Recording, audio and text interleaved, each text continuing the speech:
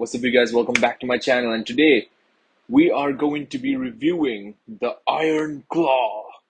Guys, unfortunately, this movie just came out like 2 days ago here in India, where I'm at. But the worldwide release of it was actually December of last year. I wish I had seen this sooner because this movie was freaking amazing.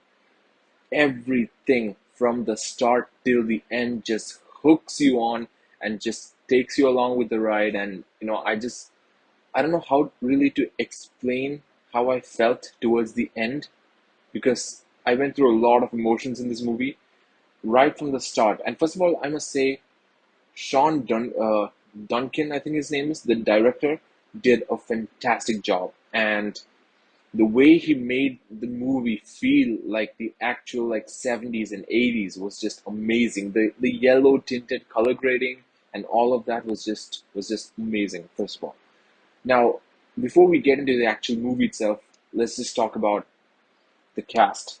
First of all, Zac Efron. He is the biggest he's ever gotten in any movie.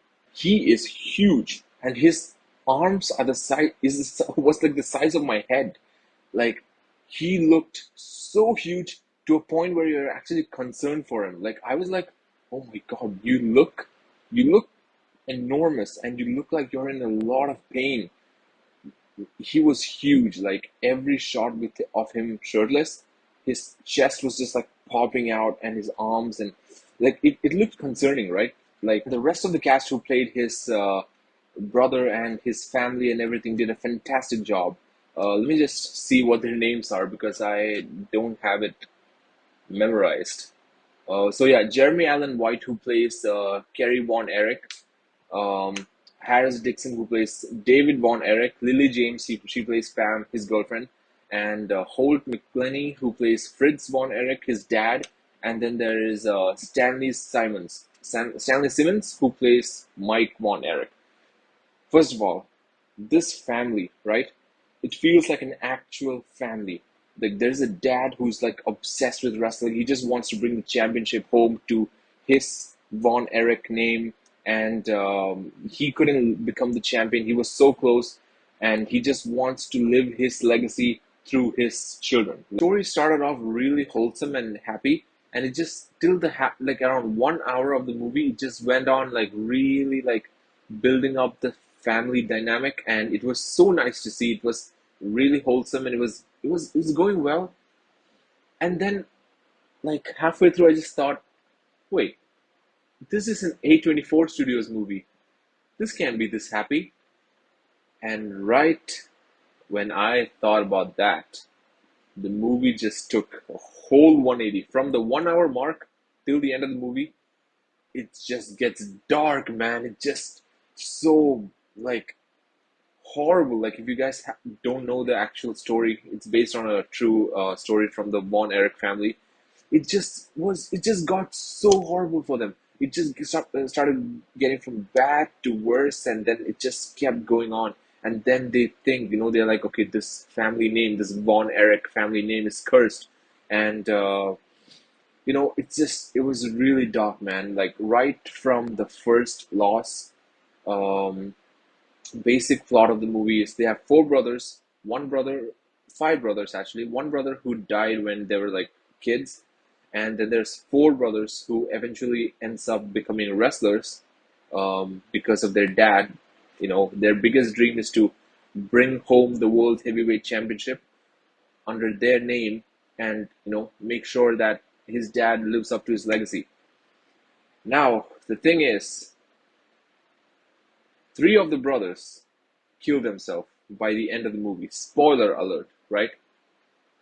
And right from the first loss, man, you can tell it just gets dark and dark and dark. The first brother dies of lung puncture in Japan in a wrestling match. The second brother just loses his leg in a car accident and cannot compete in the ring anymore. The third brother, during a match, has a shoulder injury, and then when he gets surgery, he goes into a coma, which leaves him sort of like half paralyzed. And then he couldn't live. He was a great musician, and he couldn't play the instruments. He couldn't play the guitar. He couldn't do anything, and he just ends up overdosing on pills, and he kills himself.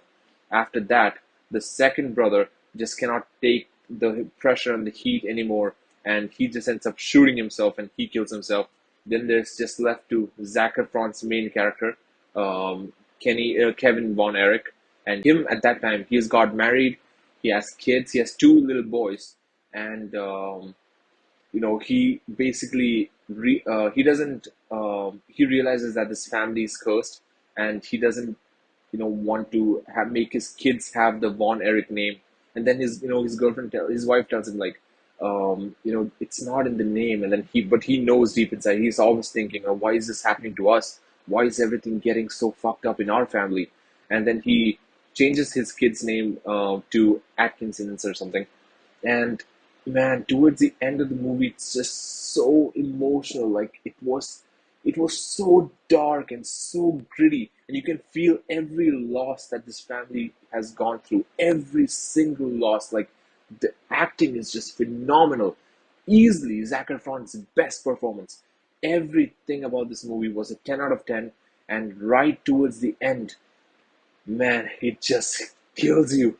Oh, I'm getting emotional even talking about it. So, he what he does is he wants to end the curse. He just wants to stop this and just never let his kids face what he's facing. So he sells his wrestling company, after which he then buys a house and he settles in with his family, right?